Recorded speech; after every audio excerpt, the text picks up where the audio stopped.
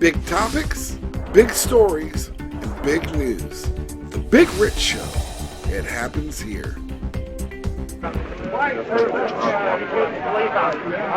have given me a hearing without legal representation or anything. Did you shoot the president? I didn't shoot anybody, no, sir.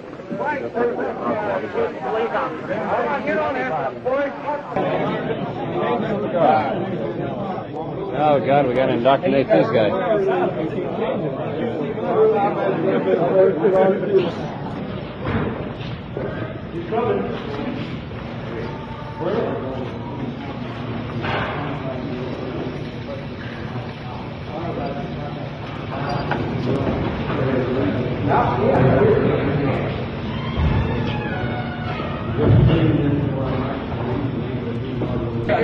Let's keep it quiet. We'll all get it. Hold it down. Has the gentleman been identified? Yes, sir. He's been identified for killing the officer. Right. Has any identification been attempted for the killing of the president? Not yet. Oswald, did you shoot the president? I didn't shoot anybody, sir. I haven't been told what I'm here for. You have a lawyer? No, sir, I don't. I'd like some legal representation. These police officers have not allowed me to have any. I don't know what this is all about. You killed the president? No, sir, I didn't. People keep asking me that. Sir? You shoot the president? I work in that building. Were you in the building at the time? Naturally, if I work in that building, yes, sir. Back up, man. Come on, man. No, they're taking me in because of the fact that I lived in the Soviet Union. I'm just a patsy. It was a calculating man who slew the president of these United States today. He had to be. The shots that killed the president and severely wounded the governor of Texas came from a predetermined spot, with a clear view of the motorcade as it passed. Oswald was paraded in front of the press. He had just been charged with the murder of Officer Tippit, and he was about to be charged with the assassination of President Kennedy.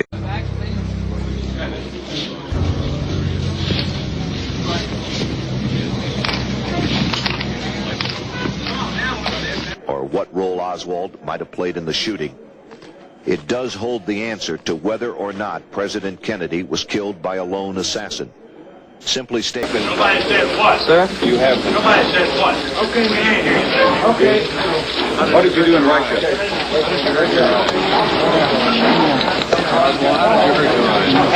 A policeman hit me.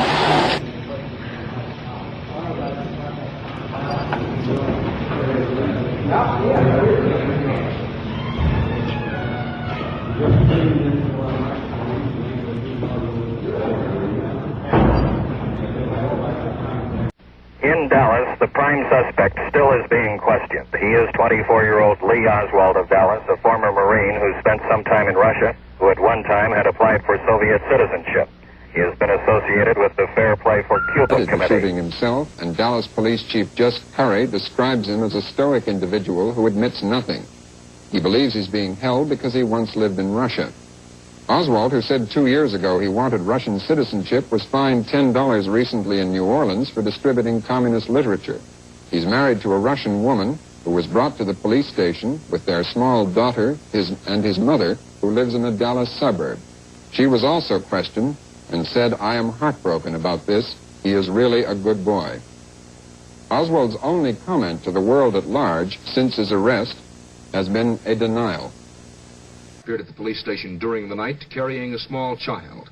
Oswald married her in the late 1950s when he was in Russia trying to renounce his American citizenship. Mrs. Oswald, who speaks only limited English, seemed stunned by all that was happening to her and her husband. Police said she told them that her husband owned a gun matching the description of the one believed used in the assassination of the president. Here comes Oswald down the hall again. Did you find that rifle? Just dispatches you people have been given, but I emphatically deny these charges. Oswald has hustled through a doorway. He says he has nothing against anybody. He has not committed any act of violence. Oswald makes this claim as he's hustled from the interrogation room through a doorway, down an elevator, up an elevator. I've been photographed in a t-shirt. Now they're taking me to the line up among these men. That will be kicked out. Right? Oh, God, we got to indoctrinate this guy.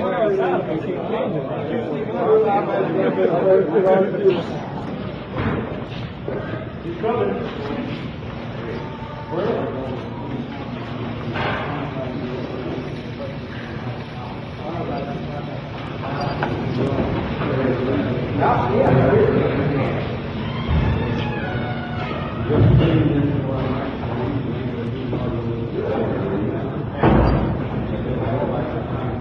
Yeah, you know, we talked a little bit earlier, and, you know, we were talking about this circle of things that happens, you know, that basically everything that you've seen has happened before. And I'll talk about the 9/11 Commission report just a little bit. And when they talk about the 19 terrorists, I think they have up to 5 or 6 of them basically being paraded around, you know, at these flight schools. You know, this guy wants to fly a plane, but he's not worried about landing it. Right? You know, I mean, I would never go take pilot lessons without learning first probably how to land the airplane, you know. So, you know, you've got these guys that are hanging out at stripper clubs, you know, doing cocaine off of the table, telling everybody that they work for the CIA, living in FBI housing. So, you know, you have the same thing happening with Oswald. And this really starts for Oswald around April of 1963, in the House Select Committee on Assassinations later said that they believe it's highly possible that in March of 1963, Lee Harvey Oswald shot at General Walker at his home in Texas. Of course, there's absolutely no proof of this, but of course, there are some witnesses who will say they were at a party with Oswald or some sort of an anti-Castro gathering or a pro-Castro gathering, and had said that, oh, they saw a gun in his house, and somebody had asked Oswald, oh, did you take a shot at Walker? And Oswald supposedly smiled without confirming the answer, but then shortly thereafter hid the rifle away. Of course, you know, this also sounds a bit suspicious in my mind. Oh, absolutely, absolutely. It just doesn't make sense. I mean, like you asked, you know, was Oswald a superhero? Yeah, and well, you know, Oswald was definitely an interesting character. You know, at this time when he gets back, well, we can start off by saying a little bit more about Oswald's early days. Oswald's father was born before he died. I'm sure this makes a huge impact on any young man. Oswald had 2 older brothers. One of them was a half brother, and I believe the other one was a step brother. So about 3 years old, Oswald put into an orphanage where his brother was already at for a couple of years. This is in New Orleans and New York. There's a lot of interesting, when you go really digging down deep into the Oswald rabbit hole, you find that there seems to be 2 different Oswalds, even all the way back to his elementary day schools and middle school days in New York. There seems to be, you know, a lot of researchers have looked this up, and there seems to be that there could be a Lee Oswald and then Harvey Oswald. So when you start looking at these records and documents, which, by the way, 22 hours after the assassination, the FBI already had all of Oswald's school records. Yeah. So I find that pretty interesting that information was so easy to set up. Yeah, pretty much, huh? Yeah. So you know, Oswald grows up then at 12 years old. He goes back to his mom. At this time, he starts skipping school. He's very interested in the Julius and Ethel Rosenberg trial. You know, they were some Russian spies who were executed by the United States. I think that trial was in 1951. So yeah, so Oswald gets a little bit interested in Marxism and communism at this time, and is often truant from school, misses school a lot. He gets put into a boys' home for a short period of time, is released back to his mother, and before he can get in trouble again, they move back to New Orleans. And then so this is where one of Oswald's first interesting coincidences happen. When Oswald was 16 years old, he joined the Civil Air Patrol. And in that Civil Air Patrol was a man by the name of David Ferry. And David Ferry is a very interesting character who was a CIA pilot and basically, you know, very, very, very deep inside the CIA. So, you know, this is also, this is a very, very young, vulnerable Oswald, and he meets David Ferrie. David Ferrie supports Oswald in his attempts to join the military at too young of an age. I've seen some documentaries and reports to where David Ferrie actually got Oswald in contact with somebody who could make him a fake birth certificate. He did take that fake birth certificate and he joined the Marines. He was later discovered to be too young, but then later on Oswald quit school and did join the Marines full time and in 1956. An interesting thing about Oswald is his first assignment was in Atsugi, Japan, at a very highly secretive, super top secret base where the United States military, by way of the CIA, a CIA controlled operation, where the United States was using the U-2 spy plane to run reconnaissance missions over the Soviet Union at the time. Oswald had top secret clearance that was often higher than some of his superiors, which is very interesting. You have some people who worked with Oswald at Atsugi at the time, and he said that, or they have said that often they felt that Oswald had already been briefed on them when he would have conversations with them. So Oswald would ask a question, but it seemed to be that it was obviously clear that Oswald already knew the answers to these questions.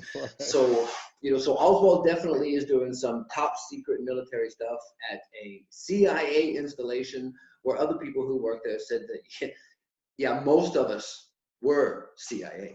Excuse me. And after all of that, he settles for a job down in Texas at a book depository.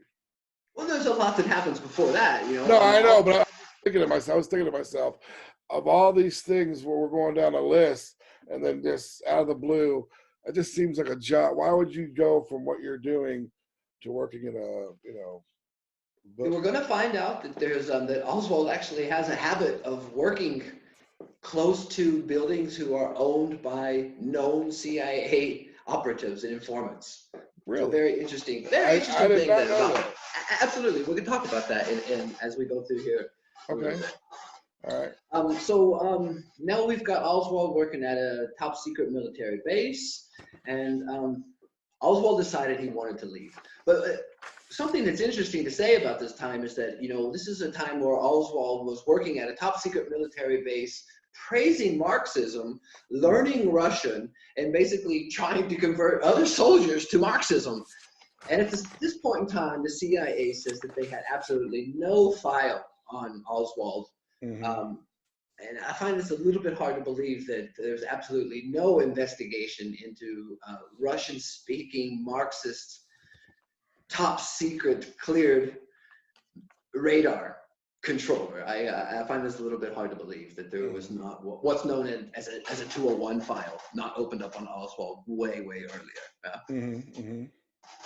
So then Oswald decides to leave the military. He actually got an early release. His mother said that she was sick, and there was a plan then made that Oswald was going to take care of his mother in Texas. And then, of course, I think Oswald did not have the best relationship with his mother, and living with her in Texas was not really going to be an option for him.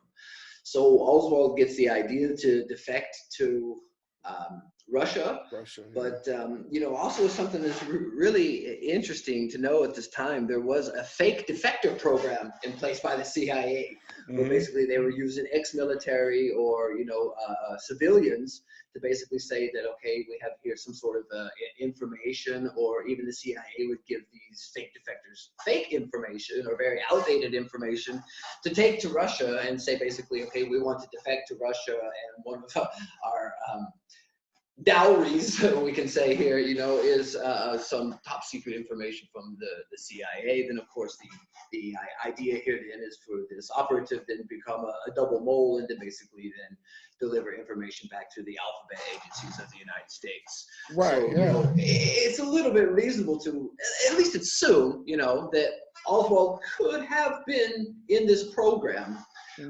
Oswald gets to Russia by way of Finland. And another thing, nobody really knows how Oswald gets the money to go. Yeah, I mean, even today, traveling to Russia is not cheap. Yeah. Mm-hmm. So Right. basically, Oswald gets to Russia. He goes to the embassy, says that he'd like to have citizenship or at least a long-term visa to stay and work in Russia. Basically, they tell him no. Yeah, they say absolutely not. They send him home. He goes to a hotel room that night and then decides to slit his wrists. Now, of course, a lot of people say, well, he was at the end of his rope, and if he wasn't going to be able to stay in Russia, he was going to commit suicide. I think one can also assume and double down on the fact that Oswald could have been an agent and say that, as many people know, you can make incisions on your wrist without dying. Right. I think a CIA agent would have been able to do some sort of a fake suicide, and so basically Oswald's then taken to the hospital, put into a psychiatric ward for a few weeks. The KGB, the Kremlin, interview Oswald multiple times, decide that there's no use for him as far as any kind of use in the KGB, but they feel a little bit sorry for him and decide to let him stay and give him a job in a radio factory in Minsk, Soviet Union, which is Belarus today. Belarus, right. Yeah, so, basically stays there for 2.5 years and has a nice apartment, has a job, and Oswald didn't really seem to like the time that he was having there in Russia. He wrote in his own personal journals that he finds the daily living very redundant. He was under constant surveillance from the KGB, and he even said, the money is terrible, and even when I have money and I get paid, there's nowhere to go. There's nowhere to go to spend the money. So Oswald was, starting to get a little bit unhappy with the way of life in Russia, after a pretty short period of time. Just to stay on a chronological line here, I think, something that's really important to mention here is that we have here Oswald, who's been now in Russia for about 7 or 8 months now, and we have J. Edgar Hoover himself on June the 3rd, 1960, releases a memo to what today is the Department of Defense. These are the people who will issue your passports and things like this, and says that they believe there is somebody, we don't get information of where, how, in what form, but somebody is using Lee Harvey Oswald's birth certificate. Yeah. Now, there's a later document that also confirms this as a fact, but again, we don't get any kind of information of where is this happening? Is somebody trying to cash a check? Is somebody trying to get a visa to travel to Cuba? Which we'll find out that there are some interesting documents later on that show that Oswald could quite have possibly himself have met with Castro. But again, what we're going to end up talking about here probably is the idea that we have multiple Oswalds. So anytime you have a story of somebody who has an interaction with Oswald, one of the things you have to ask is, which Oswald was it? Right, right, yeah. No, I fully agree with you. And I want to back up just 1 second and make a note on the attempted suicide in Russia. And when you said that he might, because folks, think about that. If he really was so depressed he was going to kill himself that he couldn't get in, he would have bled out by the time the ladies found him the next morning in his hotel room. So he probably knew how to make it look like an attempted suicide without bleeding out. You understand? So this is a guy that was probably thinking, I need to infiltrate, so I'm going to do what it takes.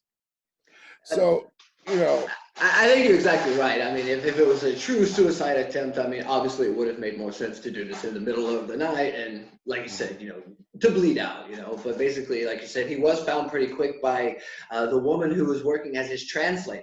She was scheduled to pick him up and take him back to the airport to get him out of Russia. And he didn't meet them in the lobby at the appointed time. So the lady went to reception. They went upstairs. A couple of security guards broke down the door, and they find Oswald in the bathtub. And especially in the bathtub, warm water, blood, attempted suicide. Hour tops. for a killer, Oswald didn't do a very good job of taking his own life, right? Yeah. Interesting that somebody was using Oswald's credentials as early as 1960, which makes you kind of wonder, you know, how far back does this plot go? You know, and June 3rd, 1960, Kennedy wasn't even president yet. Yeah, I mean, Kennedy was sworn in January of 1961. Right. So, you know, basically it seems to be like maybe the possibility is that they had somebody who was defecting that they said, if something happens, we can build a plot, a patsy story around this guy. And I've also watched listened to a pretty interesting interview with a guy who worked for a telecommunications company that went to Afghanistan after the Afghanistan war started and everything. And he said that he found a lot of information that led him to believe that the CIA was building a patsy story around him in case there were to be some sort of an assassination attempt against Obama in Afghanistan. I wish I could give you the name and the number of that guy. You're a research genius. Maybe you can look that up and find that. Yeah, no, absolutely. Very, very interesting. So, you know, like we said, we talk about these circles, you know, the old games, you know, this could be very well something that's happening with Oswald at this time. You know? Yeah, well, you know, with everything happening and it going, the timelines go back, like you said, before Kennedy, he had to have been a CIA asset previously. And the more you dig into Oswald, the harder it is to believe that he wasn't. Right. And even if he was just a low-level informant. Yeah, I think that was probably how the CIA valued Oswald, but I think Oswald valued himself much, much higher, of course. Right. Yeah. Sure, yeah. It all makes sense. Absolutely. So I think, so then Oswald marries Marina. Yeah, he meets Marina in 1961. They get married 6 weeks later. And so maybe 3 months later, she's pregnant. And they have their first child shortly after, I think her name was June, June Oswald. Shortly after June was born, Oswald decided he doesn't want to stay in Russia anymore and he wants to come back to the United States.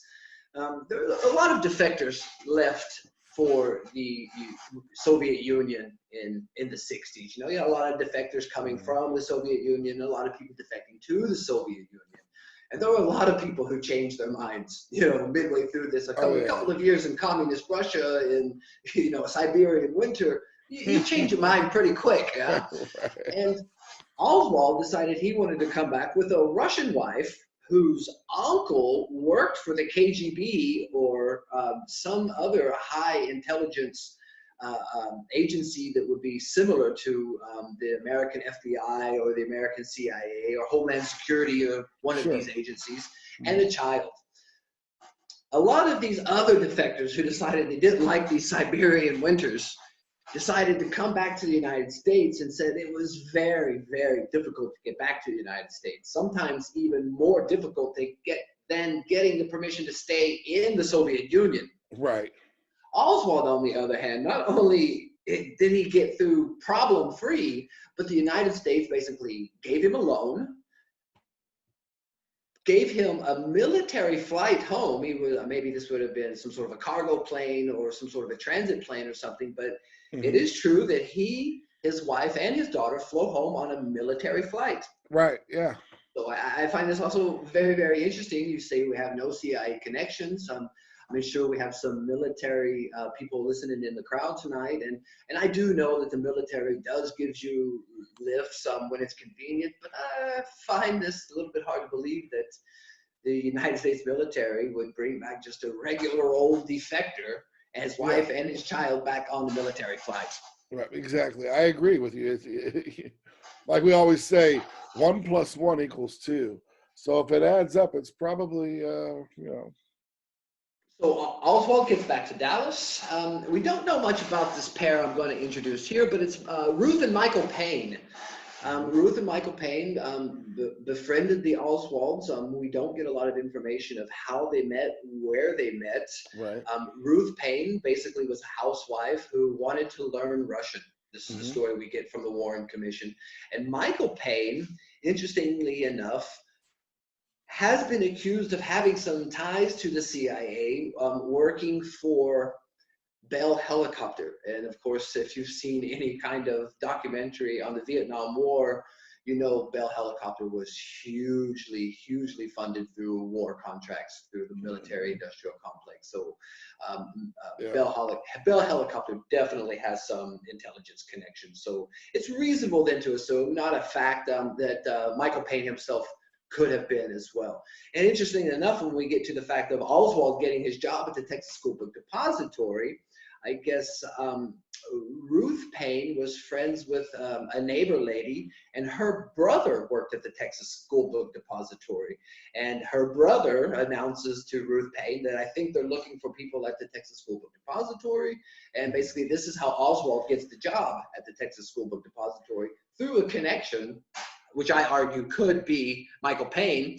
And interestingly enough, like I said, Oswald has a habit of working at buildings that are closely tied with the CIA.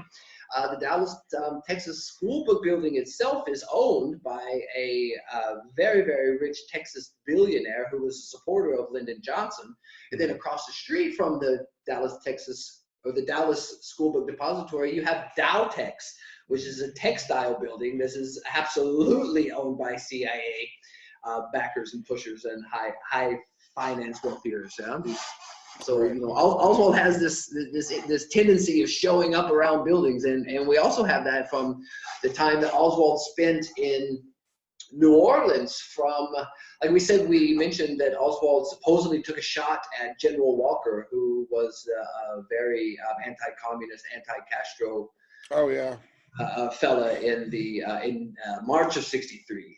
In April of '63, the Warren Commission says that Oswald went to New Orleans, where he stayed from April until September, which would have been then shortly after he went back and ended up getting the job at the Texas School Book Depository. And in this time, Oswald creates a lot of interesting connections in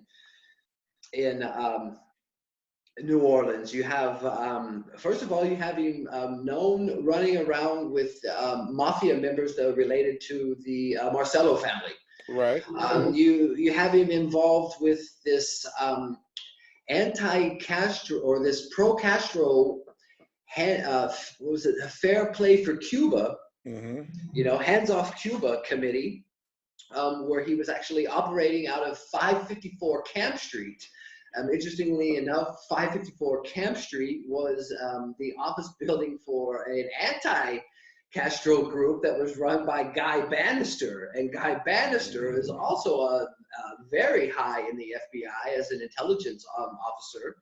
So, you know, basically you have to wonder, first of all, where did Oswald get the money to rent this office building? And how is he getting away with renting an office building next to Guy Bannister, you know, promoting an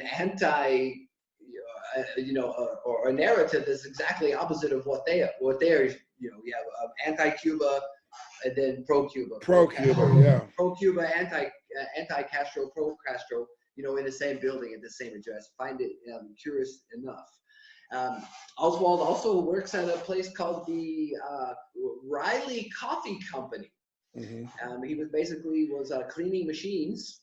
And at this time, basically his boss says that he gets fired from this coffee company. And again, because Oswald is hanging out at a garage called the Crescent City Garage, where the FBI parks their undercover cars when they're not using them. So again, we have Oswald working next to a location where there's known FBI or CIA activity.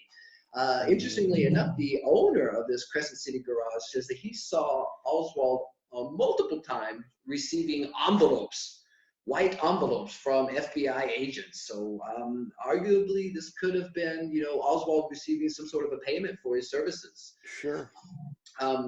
Maybe a couple of the smoking guns that we can talk about that might say that there were definitely multiple Oswalds running around in New Orleans in this time is you have a woman by the name of Silva Adeo.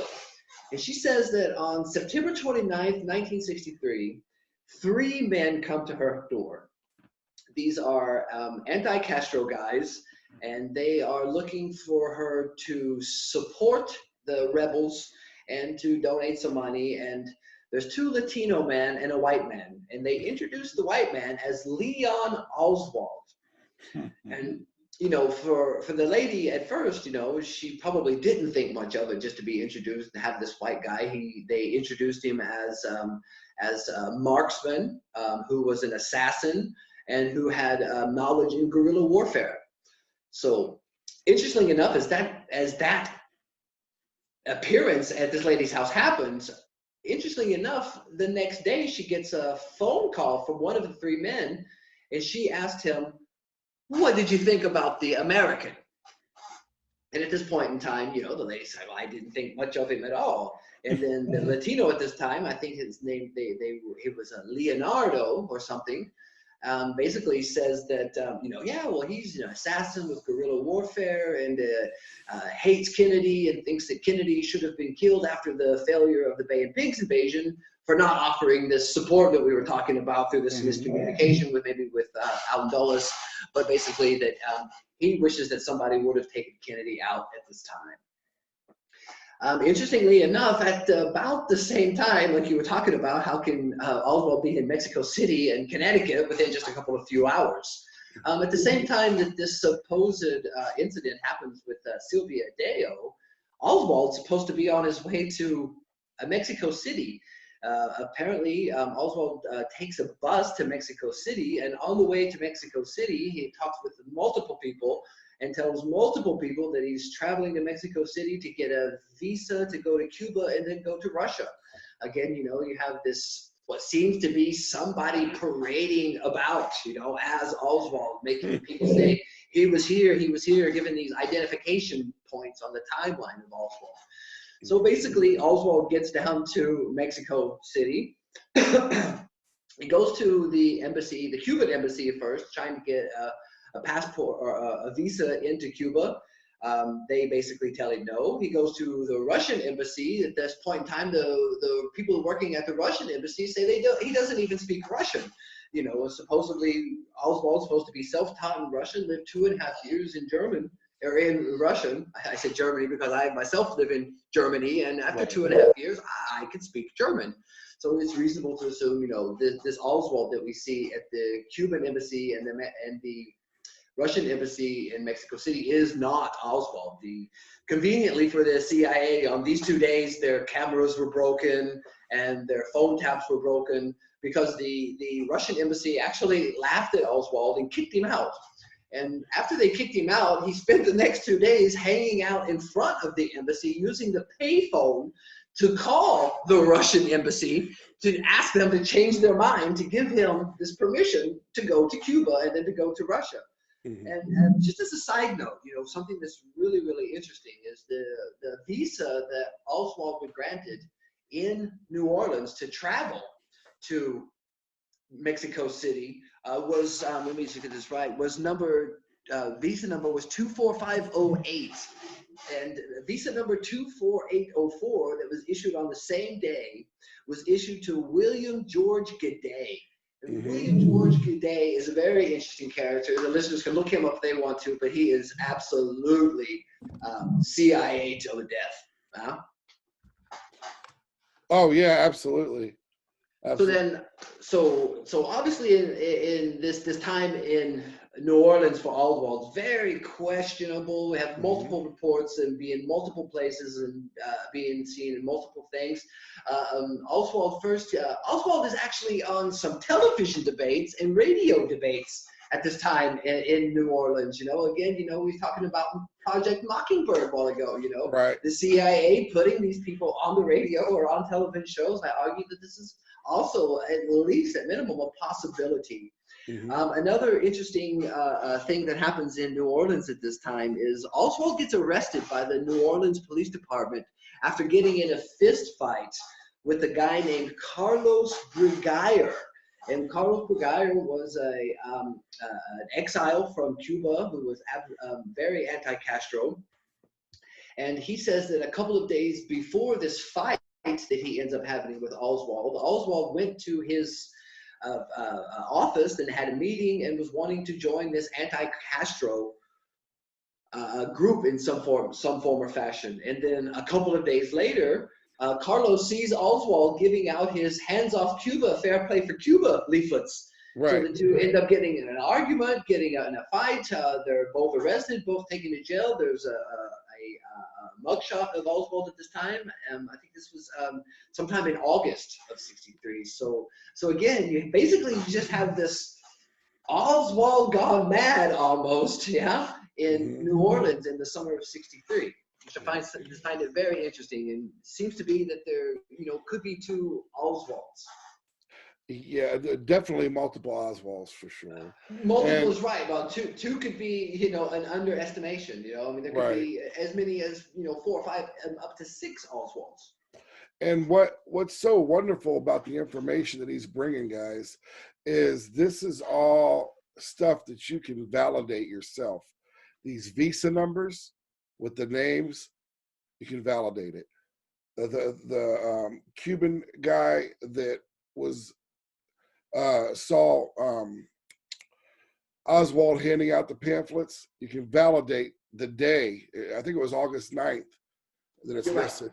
And when they saw all this is stuff that you can research and are true facts. And when you put it together like Wayne has, and you start doing the math, it's mind-blowing.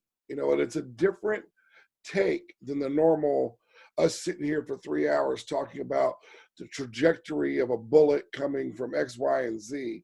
You're getting a lot of groundwork leading up to the finale, where we'll throw a little of our personal theories out there later, I think it's pretty hard to argue that Oswald wasn't in some way in the CIA or working for some sort of intelligence agency. Or if at the least he was a low-level asset. At the least, yeah. I think it's a good chance that Oswald thought he was a little bit more important than the CIA did. Oh yeah, correct, and I agree with that. And Oswald's story ends in a really sad way. Oswald spends 2 days in the possession or in the custody of the Dallas Police Department. He's questioned multiple times, multiple interviews with CIA agents, Secret Service agents, Dallas Police Department, and none of these guys brought a tape recorder in to record the interview. And I find this a little bit hard to believe. I would think that there's a good possibility that somewhere at one point in time there were some tapes, and we'll find out later when we talk about James Hosty that if there was any kind of a tape made during these interviews, that it was probably also destroyed with other information that was taken from the FBI or taken from the Dallas Police Department by the FBI just a few hours after the assassination. Yeah, maybe it's 12 hours after the assassination. Yeah. And we know that this kind of stuff's still happening today with cameras just not happening to work. The Pentagon's the best example in the world. Yeah. The most videotaped building in the whole entire world, and not one of them can show us a video of the airplane crashing into the building.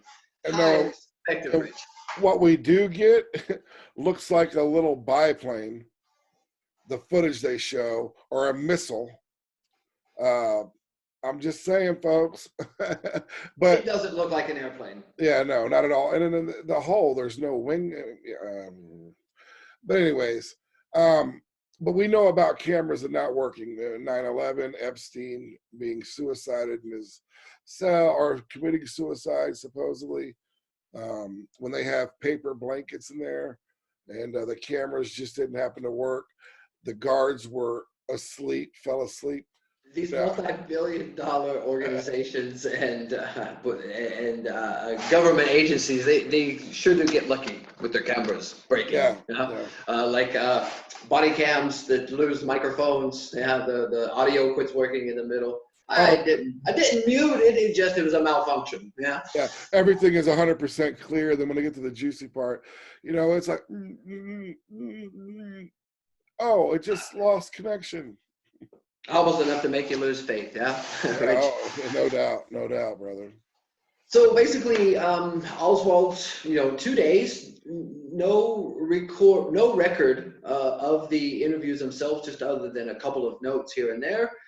And then 2 days later, on Sunday, Oswald's set to be transferred from the Dallas Police Department to the Dallas County Jail and is murdered on national television by Jack Ruby. The infamous Jack Ruby. Very infamous now, yeah. You know, the introduction of Jack Ruby is also a good time to introduce the fact that, you know, a lot of people, when you start looking into the assassination of John F. Kennedy and the theories, you know, thanks to Jim Garrison, the district attorney in New Orleans, you know, we have accusing the mafia of having something to do with the assassination of Kennedy. So here you have Ruby, yeah, who basically his mafia roots run deep, going back to a teenager. Yeah, he used to run envelopes for Al Capone, the Al Capone. I think he earned something like $1 an envelope. So he would transfer communication and messages between mafia members. And so Ruby's roots run deep. Oh yeah, oh absolutely. And not only that, I mean, you know, at this time with everything that's going on, we've talked about, we've touched on Cuba a lot.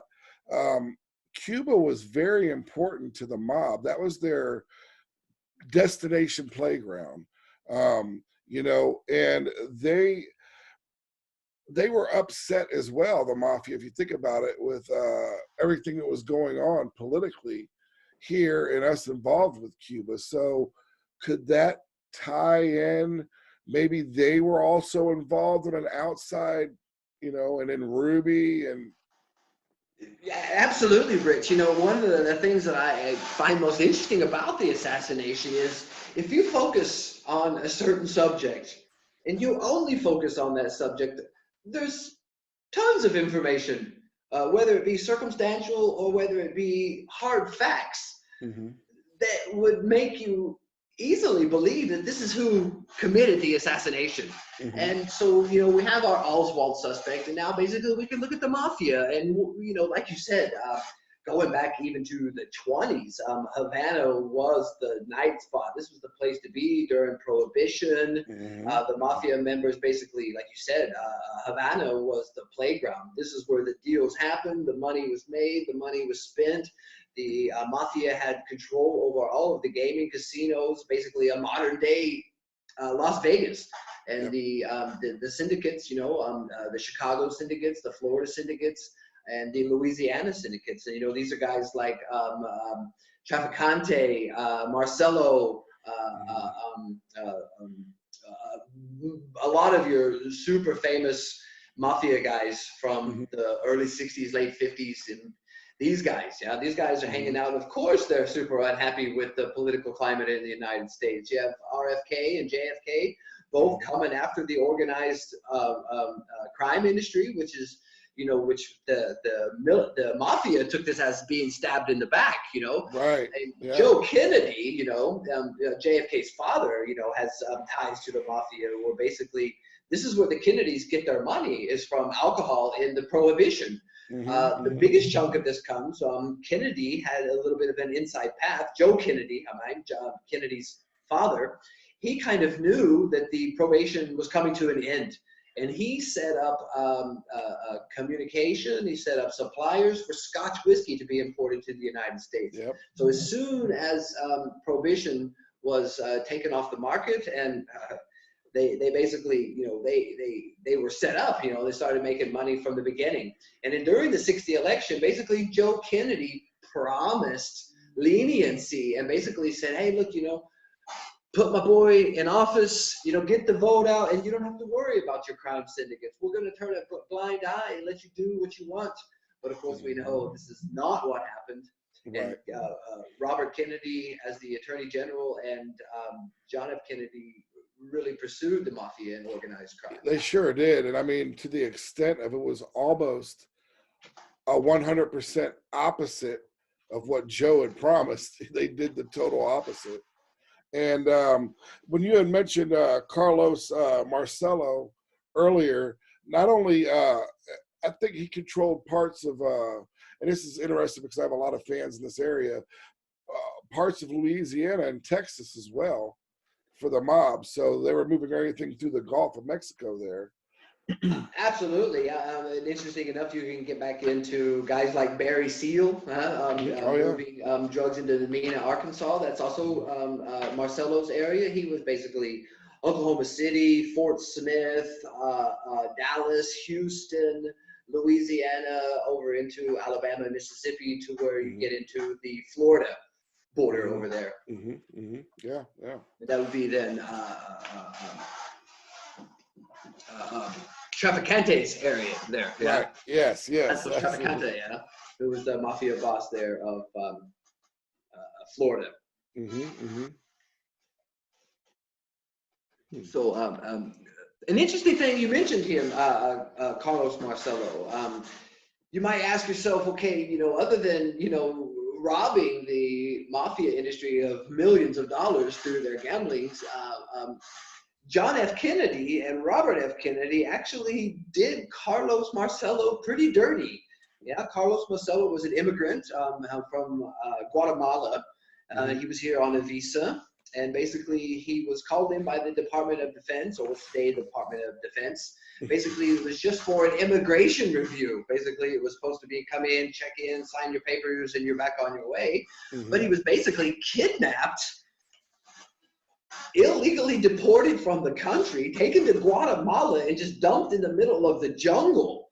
And and basically, he almost died from this thing. It took him like 2.5 weeks to get out of the jungle. But then in 1962, of course, he comes back to the United States, and this is when he then starts his plan to assassinate Kennedy. He had also talked with other members about killing Robert F. Kennedy, but again, he made the statement something along the lines, if you kill the snake, you have to cut its head off. Yeah? So basically, he thought that if we killed Robert F. Kennedy, Kennedy would just replace him with another attorney general, and it would be the same thing.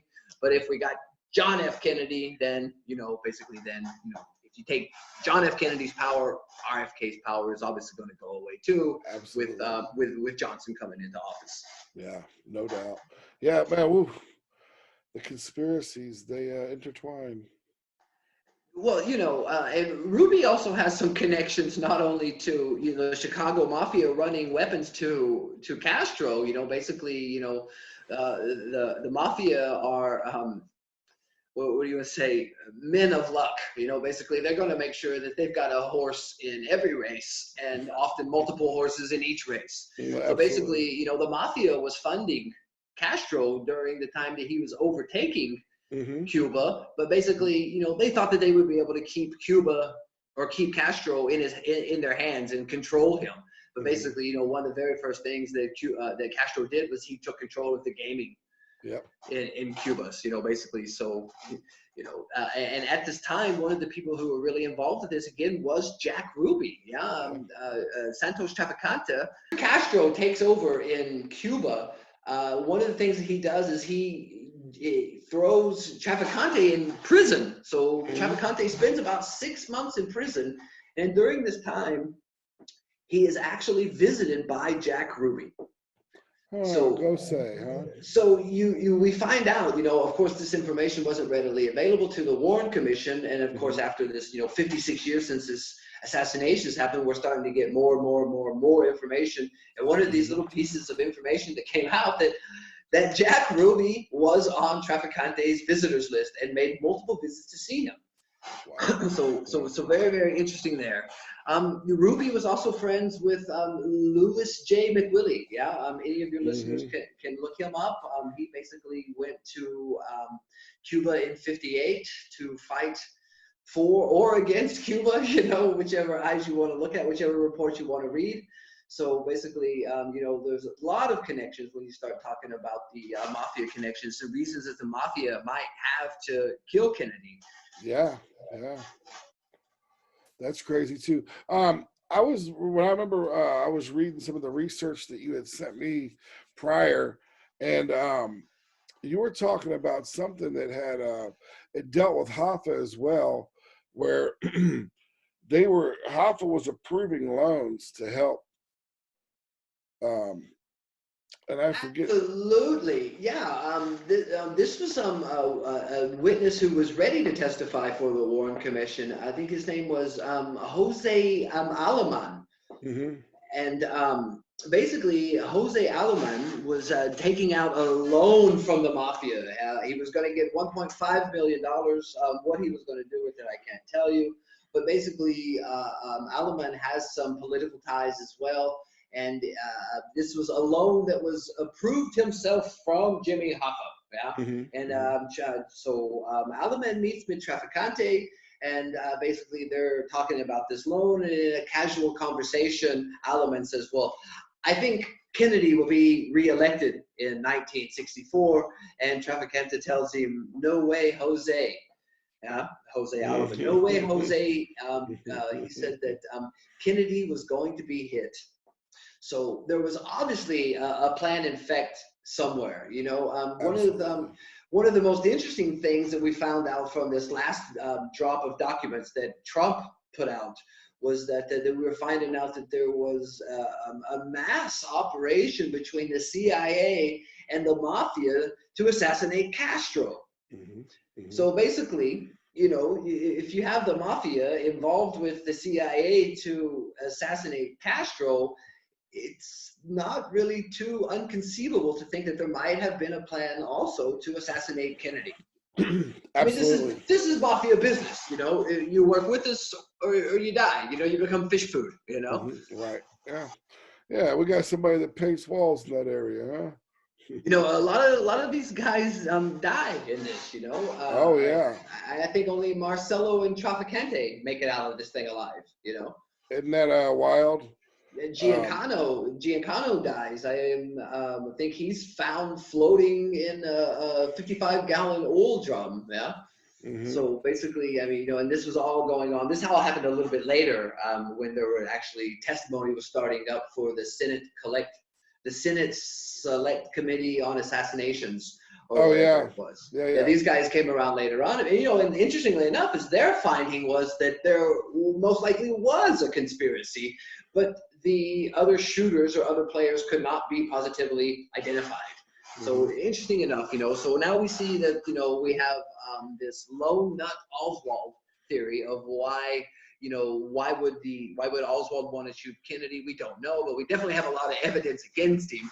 Yeah, and now we get to the mafia and we find out not only do they have opportunity, but they also have motive. You know, so in my opinion, if we're just looking at these two suspects, the mafia is much more a bigger suspect, in my opinion, at this point in time, from the information, you know, that we have. Johnny Roselli, we know him. He's a well-known mafia member, and it says that in 1963 he was at CIA briefings where Oswald was present.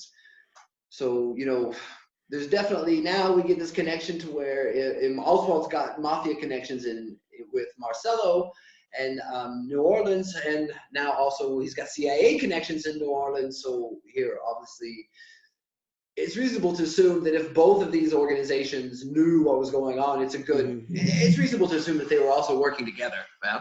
Right. Well, yeah, and know what's wild about that is Giancani and Roselli, you know, they were murdered right before they were about to testify.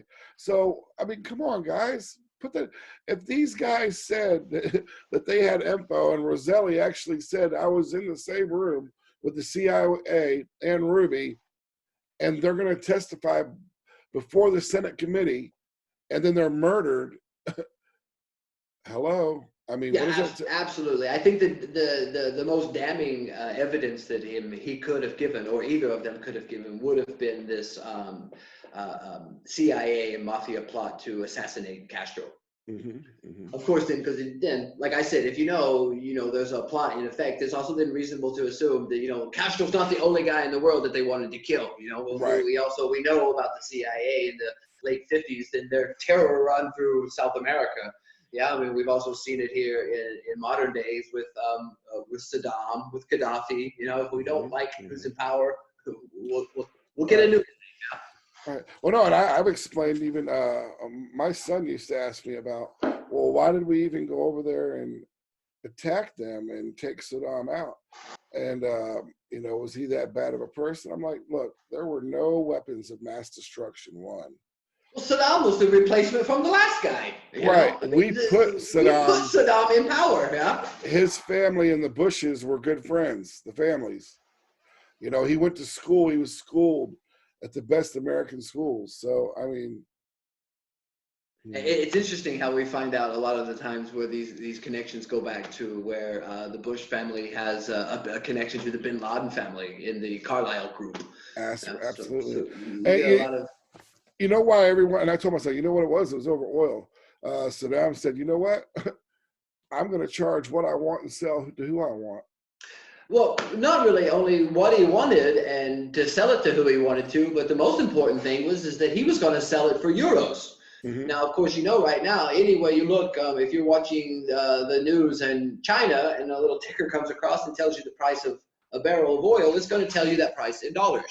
You can't buy that in any other currency. This is why you see very poor South African nations with little kids running around with Nike t-shirts on, because you have to do some kind of business with somebody to get your hands on actual dollars before you can buy oil. If Saddam would have allowed the world to buy oil with euros, this would have destroyed the American dollar, because the American dollar is perpetually held up by the fact that it is the world's reserve, and you know, we call it the petrodollar. You know, so if the petrodollar falls, the U.S. dollar falls, and you know, there's no way they're going to let that happen.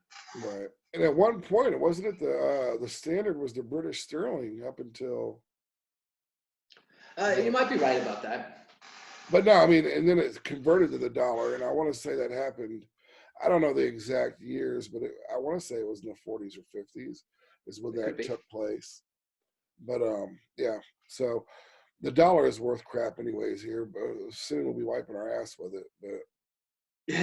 But I hope not. Yeah, well, I hope not either. But you know, it's we've seen the attempted rise of these cryptocurrencies, you know, over the last couple of few years with Bitcoin and all the spin-offs that have come from that. And you know, there's always this talk about sometime in the future that we're going to have a cashless society with microchips in our hands, you know, that'll tell us our medical information, how much money we have, and things like that. And of course, here in Europe, you know, every single credit card or debit card has also got a microchip in it, you know. So, I mean, we're already getting there pretty much. I think a very, very small percentage of the world's currency is actually in printed form. Most of it's, you know, just zeros in a computer somewhere. Yeah, ones and zeros, that's it. Hey, folks, before we go on, I wanted to mention this about an hour ago, but I love your shirt, man. 21 grams. Thanks, man. I wanted to mention at the beginning, a lot of fans out there know he's not talking about marijuana. And if he would like to elaborate, I'll let him explain it to you. Yeah, I actually picked up this shirt from a company called Ape Man Strong. They're involved in some mixed martial arts, some weightlifting and things like that. But basically, it's just a call out to yourself, you know, basically to say that, you know, in the end, no matter what you do, no matter what friends you make, what enemies you make, what information you have, what money you have, in the end, you're just this 21 grams. You know, scientists have somehow discovered that at the point of death, no matter how big you are, how small you are, what your race or gender is, but the human body loses 21 grams of weight when you die. So the question is what is this? Is this the spirit? Is this a soul? Is this an energy? I am not an expert. I do not know, but I do like the idea of looking at yourself in the mirror and being happy with the reflection that you see. Because basically, I mean, no matter who you try to lie to, I mean, you are who you are in the end. And basically, you know, who am I, Rich? You know, my name's Wayne and I live here and I do this, but whoever I am, whatever that real part of me is that 21 grams. So I appreciate the shout out on the shirt. I also fell in love with it right when I saw it. I love the message. Yeah, no, absolutely. So there you guys go. Where do we want to head from here, brother? Well, so we have Oswald, yeah, we have the Mafia now. Basically, you know, the next biggest suspect that we have is actually, you know, Lyndon Johnson himself. You know, Lyndon Johnson was never called a good guy, and nobody, you know, ever said, you know, this is a stand-up guy, and you know, he's always going to do the best thing.